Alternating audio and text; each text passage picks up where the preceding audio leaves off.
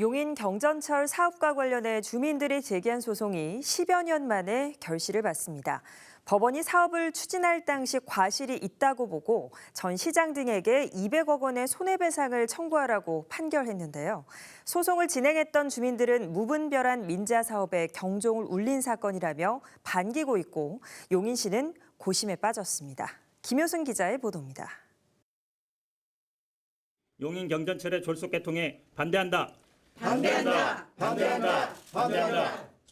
용인 경전철 사업에 대해 전 용인시장과 교통연구원 등이 손해를 배상하라는 판결이 나왔습니다. 2013년 지역민들이 주민 소송을 제기한 지 10여 년 만입니다.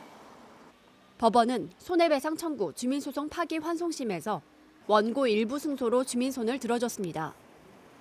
재판부는 과도한 수요 예측과 사업 검토 과정에 이정문 전 용인시장과 교통연구원, 담당 연구원의 과실이 있다고 보고 214억 6천여만 원을 청구하라고 판단했습니다.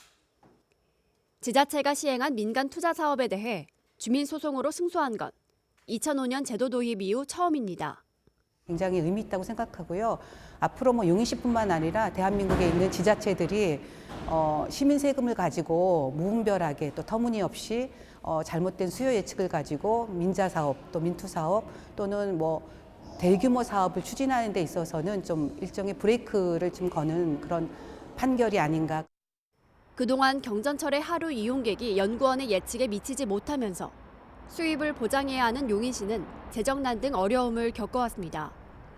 이에 주민들이 제기한 소송에 일부 승소라는 이례적인 판결이 나온 상황. 이번 판결로 손해배상금을 청구해야 하는 용인시는 고심에 빠졌습니다. 용인시는 법원의 판단을 존중하며 재상고 여부에 대해선 소송 대리인 등의 법률 자문을 받아보고 판단할 것이란 입장을 내놨습니다. 시의 상고 여부는 3월 초쯤 결정될 예정으로 시가 상고하지 않아 판결이 확정될 경우 용인시는 60일 내로 대상자들에게 손해배상을 청구해야 합니다. 하지만 이후 과정에도 난항이 예상됩니다. 배상 규모가 큰 데다 개인에게 배상 책임을 물어야 해서 또 다른 소송전이 이어질 가능성도 있습니다.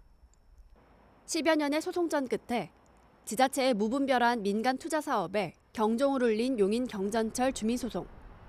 하지만 실제 손해배상이 이뤄지기까지는 앞으로도 적지 않은 시간이 걸릴 전망입니다. BTV 뉴스 김효승입니다.